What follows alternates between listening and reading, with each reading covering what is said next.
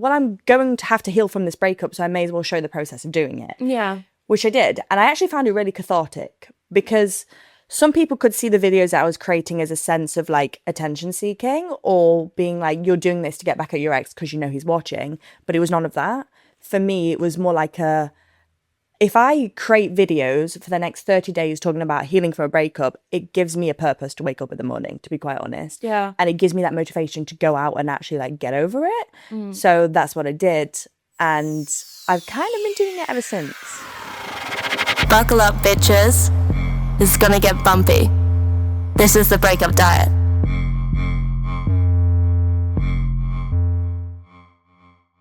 Welcome back to another episode of The Breakup Diet. Today, I'm joined by Isabelle Clare.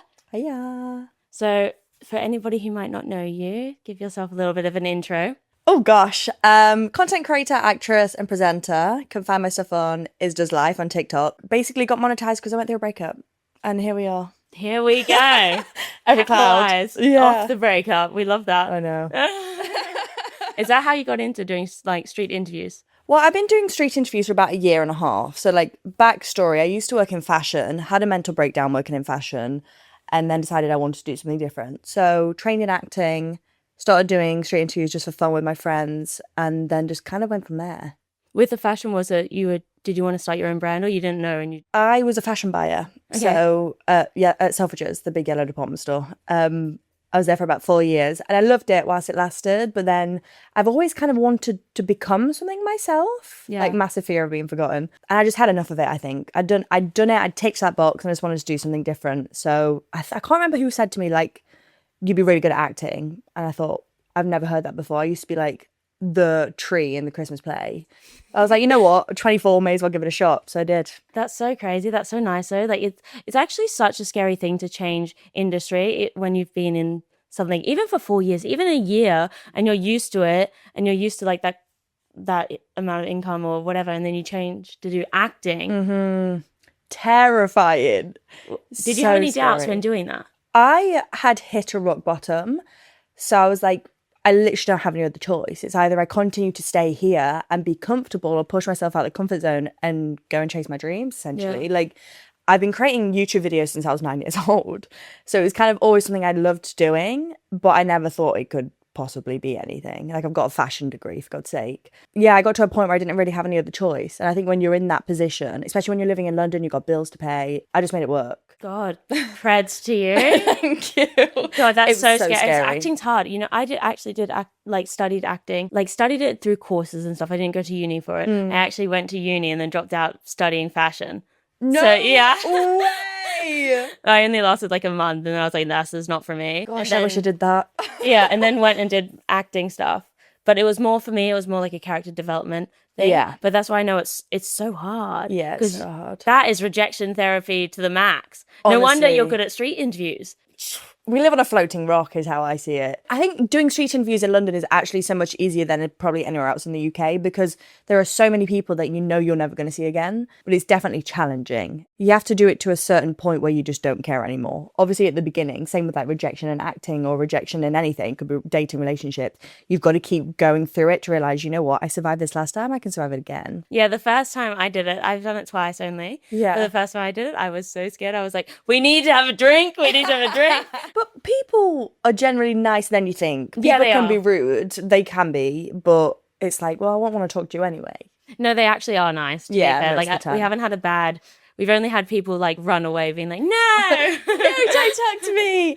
which I get. Yeah. I don't think I would talk to people. Really? Yeah, I think I'd be like, I'm busy. 'Cause Yeah. you don't know what they're gonna say. Yeah, true. I have been put in positions where I'm like, I don't want to answer this question. But you can just be like, I'm not answering this question. On that note, if your ex was a song, what would they be? No, if your dating life was a song, what would they be? What would it be? Oh, girl. That's your girl. own question back at you. Oh, girl. Right now, incredibly single. I need a song where it's talking about there are people, like potentials, but nothing. Like, it's in my head. I'm like, I have 3. I've got an inside joke, but I can't say 'cause it wouldn't make any sense. I've got 3 people I'm like, you know what? I would like to pursue this, but none of them know that they're in the pipeline of potentially being pursued. So I need Fantasy. a fantasy. So something. Ooh. Isn't there a song called like fantasy by who was that actor who was on Riverdale, and then he did that, like everyone was like spiraling because it was like they weren't sure if it was him, and he's called like Mr. Fantasy or something like that. Maybe it's that. Idea. No, you need to look it up. Like maybe it's that. His name is Mr. Fantasy. That's hilarious. But if you want a solid answer, I'll give you two: Man-Child by Sabrina Carpenter for one, and Taste by Sabrina Carpenter for two. I saw on your page that apparently that's a red flag if a girl likes Sabrina Carpenter or favorite artist is Sabrina Carpenter. Where's my phone? Call me a red flag. I get it from a man's perspective because she is a man hater, but where I see it is like she talks about loving men but hating men, which I feel like is every straight girl. Yeah. So I get it, but maybe a beige flag. Yeah, beige flag. No, Beige I flag. like her too. So my favorite that helped me through my breakup Yeah. was, I blasted her music all the time. It was like, this is it. It was Tate McRae. Which is Tate McRae? Yeah. I love Tate McRae. Yeah, I really like her. Oh, Anything But Love actually is a good shout. That can be Yeah. the third one. Yeah. So many emotions. And what actually made you start like wanting to do breakup content and getting into it? You said you had like the acting stuff, but then more specifically breakups. This is a crazy story. So I was acting in China. I was flown to China and I was only expecting to be there for about 2 weeks. So I was with my ex before. I was like, let's spend a week together because I don't know how long I'm going to be in China. Fly to China. I'm there for 3 weeks and then I fly to Vietnam to do another acting project. And then I had a 2-day period between having a job in Vietnam and a job in China. So I was like, I'm going to fly back to the UK to see my ex. Right. Crazy decision. Flew 22 hours, saw my ex. And when I saw him, I was like, something's not right here. You know, when the vibe's off, the energy is off. Gut feeling. Yeah. So I had a conversation. I was like, what's going on, X, Y, and Z? And we kind of left it like, we'll get through this. I'm only going to be in China for about a couple more weeks. We'll get back and then we'll work it out. And I flew back to China and he broke up with me over Instagram DMs a day and a half later. So the reason I'm in breakup content is because I was vlogging the entire experience, right? Like being in China as someone who's never been to Asia before was like so exciting. So I was like vlogging my experience of acting out there and it was like daily vlog style. Uh-huh. And then amid the daily vlog, I get an Instagram DM. I mean, some people might say that I was wrong to do it, but I can't not show this if I'm showing my life. Yeah. So I did. And there is a viral video of me crying on the hotel floor, which is the video that got me monetized. Oh my gosh. Yeah. So China is 8 hours in front of the UK. I post this video thinking nothing of it. I'm like, maybe a few people will relate to it, which was the purpose of what I was doing. Yeah. And I wake up and it's gone viral. And I'm like, oh no. Oh, dearie me. You've been creating content since you was 9 and it caused you to do that to go viral again. Right. So I was like, that video has clearly touched people in the sense of they might relate or they might have something to say about it. So business mind, I was like, well, I'm going to have to heal from this breakup, so I may as well show the process of doing it. Yeah. Which I did. And I actually found it really cathartic because some people could see the videos that I was creating as a sense of like attention seeking or being like, you're doing this to get back at your ex because you know he's watching. But it was none of that. For me, it was more like if I create videos for the next 30 days talking about healing from a breakup, it gives me a purpose to wake up in the morning, to be quite honest. Yeah. And it gives me that motivation to go out and actually like get over it. So that's what I did. And I've kind of been doing it ever since because it created this like really sweet community of people who were going through the same thing. Yeah. And yeah. That's actually nice. I don't know if I would have had the balls to do it straight away because I was so like up and down because your emotions are crazy after a breakup. Wild. But that's why it's so relatable and like everybody does like have to heal, you know? And that's your wave that helped you heal, really. Yeah. It wasn't easy, I will say that. But I kind of set something to do every single day that was going to either push me outside my comfort zone or change my daily routine. And I was vlogging that. So Okay. I mean, when I was in China, that was the worst because I didn't have any control over my day. I was just having to like suck it up and get on with it. But once I got back to the UK, no one was around. It was Christmas. So I was on my own. I was like, well, you know what? I'm going to go and do something for myself. So I did things like ice skating, go and see my family in the UK, or I don't know, getting my hair done, trying a new makeup routine, and I was creating that to hopefully inspire other people to go and do similar things. Yeah, I think you have to, especially when you have a breakup, you have to like get out and do things even though you don't want to. Like you don't want to. It's the hardest thing ever. You're probably going to feel shit doing it, but like it just does make it better. Yeah. And it did help, but obviously it got a little bit sticky when the ex was seeing the videos. Yeah. And the people in the industry were seeing the videos. What did he say? Like, did he see it straight away? I think people were sending him the videos. Yeah. And I made a very clear point to never mention him. He was never once mentioned, and the situation was never once mentioned. I never said anything bad about him. I was documenting how I was feeling. Yeah. So it was nothing about him. It was about me. But obviously not everyone's going to interpret it like that when you know me and my ex. Let's call him Henry. That was clearly about Henry. And I think what made it even stickier is we had I'm not calling myself like a celebrity, but we had a public relationship. Like we're both in the same industry. We did a few YouTube shows together. So people saw us together. Okay. So people found him, which was the hardest part is I never mentioned him, but people found him. Yeah. And said things to him, which I don't know what they said, which is what I did not want. So there was a point where I stopped it because I was like, this isn't fair. Yeah. But then I also thought, but I'm not wrong for doing it. So then I continued it. He wasn't happy, which I wouldn't be happy if someone did the same thing to me. But I made it clear to him that they weren't about him and just kind of. I think it's fine if you're doing like your feelings of it and like speaking from your point of view, but you're not saying, because obviously every story has two people. So he has his own perspective. You know what I mean? Yeah. But as long as you're like true with what you are feeling and how it happened for you, then I don't think it's bad. Okay, phew, thank you. I mean, I also like, I didn't start this when I I was like with my ex, but then after we broke up. So like there's lots of things that I've said on here that are like, if you know us both, then you would know it's about him. Yeah. We don't really have the same friends though, so. Okay, so that kind of makes it easier. But I know people were sending him my like TikToks. I was like making like stupid little ones with like little text over. We all do it. And it was like a trend. I actually it didn't have anything to do with my thing. And it was like something about like people sliding in once you're like that you can answer all the people that have like slid into your DMs. Yeah. Which, okay, fair, people did slide in when we were in our relationship, but I never answered. Of course. But also, I didn't answer them after that either. It was just that I saw it like on the thing, and I was like, oh, that's fun. So I did it, and apparently, like loads of people he knows sent it to him, being like, mate, she was fucking cheating on you. And I was like, I wasn't, thank you. Oh, but people just want gossip. They just want to get involved. This is how I saw it when people were sending my videos to my ex. I was like, why are you... We've never spoke. Yeah, same. So many people. It's extremely difficult when you're in the same industry, for sure. I say I'm never going to make that mistake again. I probably will. But I was like, your life, respectfully, your life must be so boring right now for you to get involved in somebody else's relationship drama. Like... Fans. From that.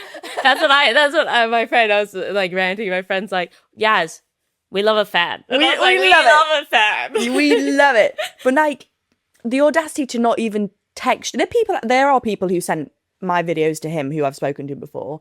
But it's like, why have you chosen sides? Like, why couldn't you have just text me being like, saw this video, hope you're okay. But instead you go and send it to them. Yeah. It's like, what are you trying to gain from that? Yeah. I will never understand it, but... For more engagement for you. Yeah, keep it up. Keep it up. Keep commenting. Keep liking. Monetize. Crazy. Every cloud has a silver lining. So with your healing, what could you give me maybe like 3 things that you think really helped? Like 3 do's and 3 don'ts. Okay, maybe I'll start with the don'ts. Don't text them. Don't text them. Don't call them. Don't look at their social media. It's so much easier said than done, but you get nothing out of it. You just prolong the process. Another don't is when you see your friends, don't talk to them about it. Bit controversial, but when you're with your friends, you should see that time as just being you. Because when you're going through a breakup, I think it can be very easy to perceive yourself as someone going through a breakup.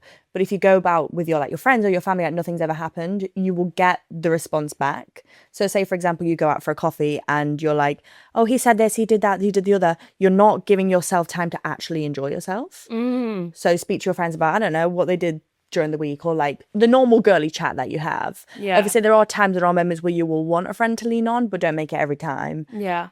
That's a good piece of advice, actually. Yeah. I haven't even thought about that, but it's so true. Yeah, because you just want to chat shit sometimes. Oh yeah, It makes you feel better. All the time after, Yeah. you're like, he sucks. He sucks. He followed this many girls. He did this. Girl, I still do it to this day. And I'm like, it's about get over it. It's been like 4 months.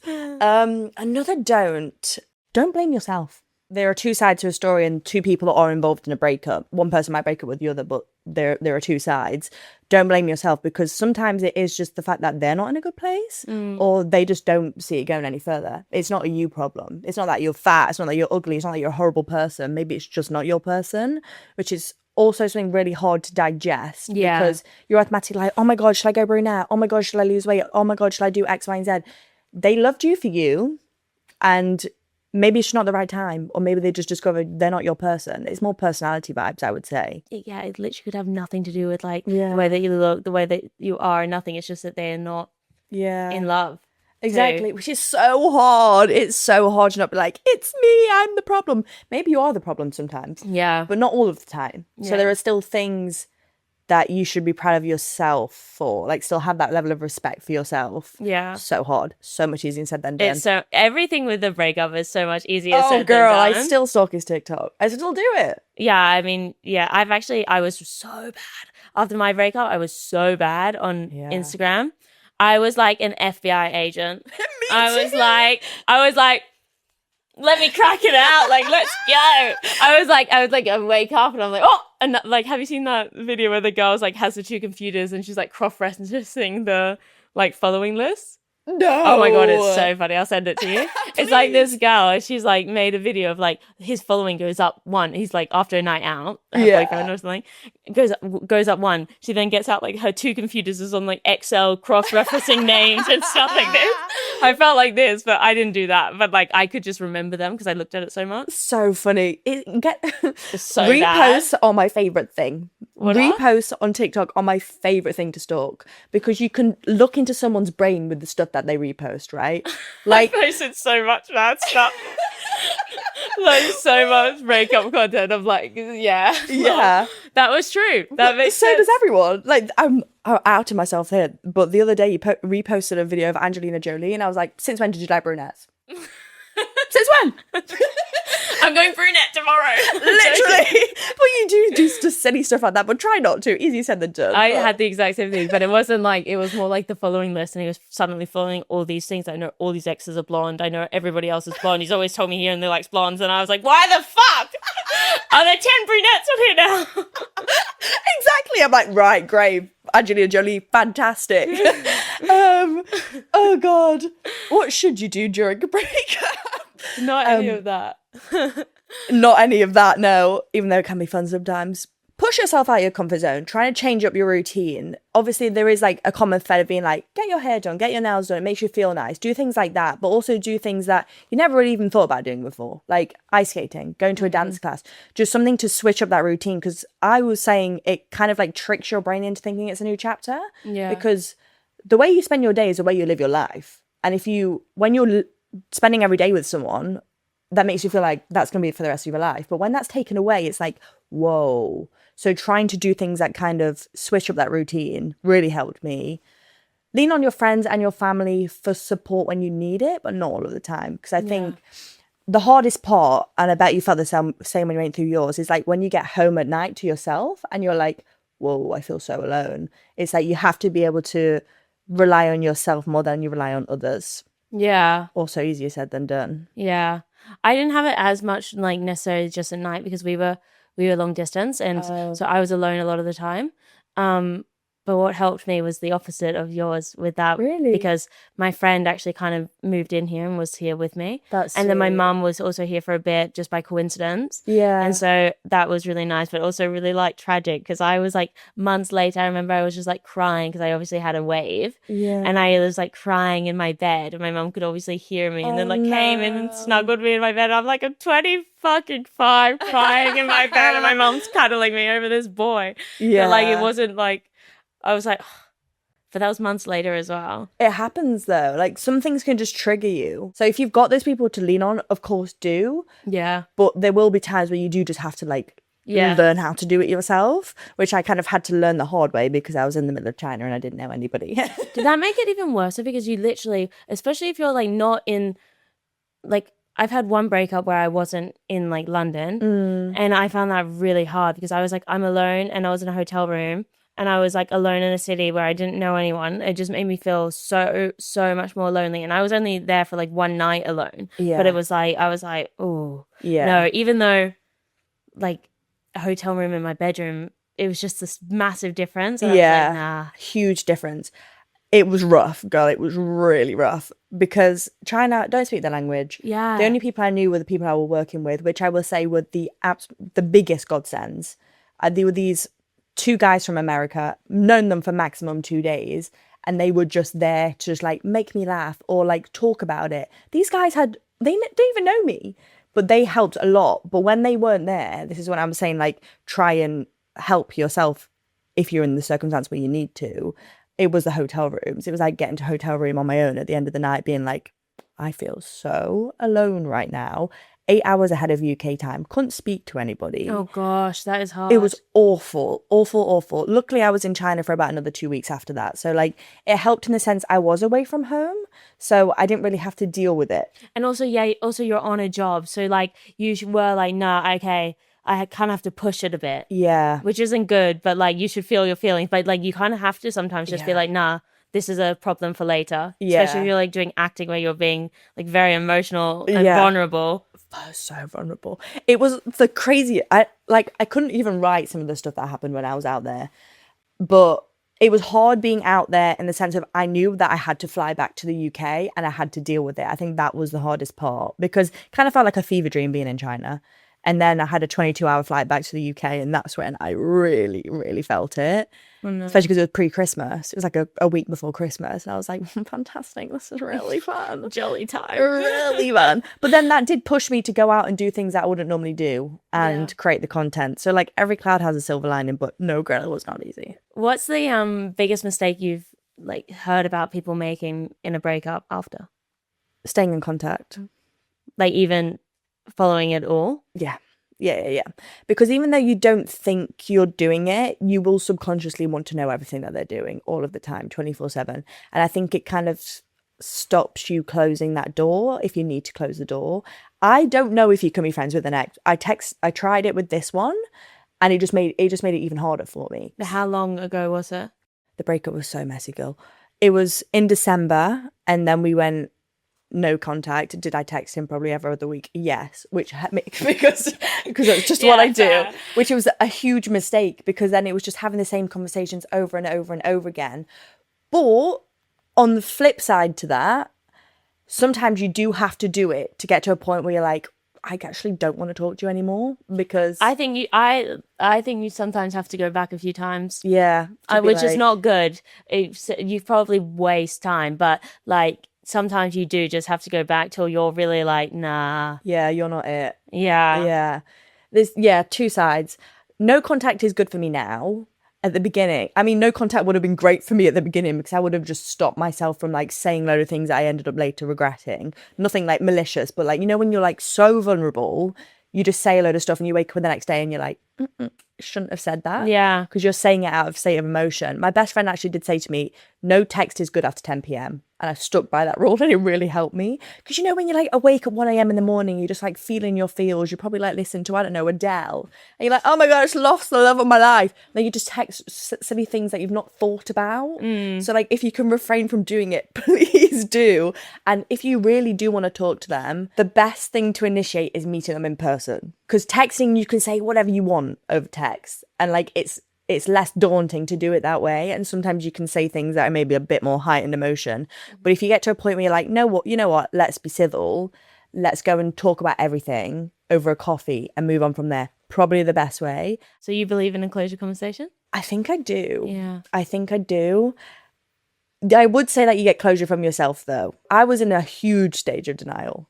I was like, you can say whatever you want to. I'm not going to believe it because I've created this story in my head. But actually, I did end up meeting him afterwards twice. And it hurt a lot. But then also, you were able to like have a more well-rounded conversation, because when you're texting someone, you're like waiting for like 2 hours for a reply, or like if they're playing that game. But if you just sit down and like have a conversation after a period of time about everything that's happened. I think it has to be a while after though, Oh, like not 100, straight yeah. away, like at least like 2 months, like 2 months, yeah, like because otherwise it's too fresh. After I did it with what we're calling Henry, yeah, Henry. I did cry on the tube on the way back home. I did. Yeah. But then after that, I was like, you know what? That was nice. I don't have to have hatred for you. I can try and continue to move on from it afterwards. Yeah. So I think a closure conversation, if it's not like a hostile breakup, Yeah. then I think maybe, yeah. It's just hard, the closure conversation, because then also like if it's nice, then you get a bit confused too, because then you're like, oh, but Yeah. it's so nice seeing them, and then like if you end up then going back together, but you know you shouldn't. Yeah. Then it's like a So tricky messy. one. If I can't sit here and say I'm 100% healed. Absolutely not. It's going to take, No, takes it takes the time. time. It takes time. But yeah, you're right. I think it's such, and you know what I find so weird is the click. Like, why suddenly is it just like you don't care as much? Yeah. Like you wake up on a random Thursday and you're like, I'm fine. I'm fine. Yeah. Don't get it. Wild. We need Wild. to develop something that just gives you that click faster. Please. Like, you know? And have it 24 hours after it happens. Yeah. So you can cry it all out. You can have your bitch, and then you can just like take that pill and be like, woohoo. Let's I'm invent back. it. Do you have any dating red flags? Okay. If they never invite you to see their friends or their family, massive red flag. Because if they're wanting to do life with you, then you should be integrated into part of their life. Okay. Like my ex met all of my friends, was on the phone to my family. I've never once met any of his friends, ever. And I was like, you're keeping me a secret. That's weird. Weird. That is Massive red flag. weird. Yeah. But at the time I was like, they're just busy. It's fine. It's not Yeah. fine. Yeah, you make so many excuses. So many silly excuses. This is a really big one and a really big part of the story. If they tell you not to worry about someone, worry. worry. 'Cause shout it from the rooftops. 100% worry. I can Yes. second that. Yeah. Because they will probably be the person who comes after you. Yeah. And then a third red flag is if they're not willing to have an open conversation with you without playing the victim, massive problem. Mm-hmm. Because when you're in a relationship, it can be a friendship as well. Like you should be able to just have a conversation like, I don't really like the way that you did that, or that this made me feel like X, Y, and Z. But if they flip it around and make you the problem, run. Fair. That is true, actually. Because if they say that to your face, what are they saying behind closed doors? Yeah. What are they saying to their friends and their family? Yeah. Yeah. Scary. Scary. Yeah. My ex's mum didn't like me and I don't know why. Probably for that reason. I don't believe it. There's no way she didn't like you. Oh, girl. If your ex was a dessert, what would they be? I knew How this did was you even come up with that? I actually don't know. I don't know how I came up with that question. This is a hot... Actually, no. I do have this. Like, a melt-in-the-middle chocolate pudding. Because hot on the outside, you on the inside, but you know it's bad for you. Fair. That one. Fair. That one. That question, you know what that question kind of reminds me of is there was something on TikTok as well that was Yeah. like about if your ex was a brand, what would it be? Or like, and you have to like say the name of it, and some of them are so funny. What's yours? Well, like this is not mine, like for my ex, but I just found this one funny. It was like Hello Kitty because he says hello to every kitty. And I was like, fuck, that's funny. Or like one of them is like IKEA because you had to do it all yourself. No. You have to look at it. Oh, I They're have so to do good. that. That's so funny. You have to ask people that one as well. Like, Yeah, I like they're that. honestly hilarious. Noted. For you, what's next for you? In terms of life or in terms of dating? Yeah, your next journey. My next journey, I want to kind of move out of the breakup content and moving to more dating stuff. Mm-hmm. Make it a bit more fun, make dating fun again, and probably start dating myself again and documenting that process. And Have you not been dating since? No. Fair. It's scary after a breakup going into dating, I think. yeah, And especially like there's so many different views on when you should and when you shouldn't. Because some people can break up and then quite soon after go on loads of dates and be fine. I was not that girly. I'm not that girl. When you start dating too soon, obviously it's very subjective, but you just start comparing them to your ex and that connection. That's like such an unfair comparison.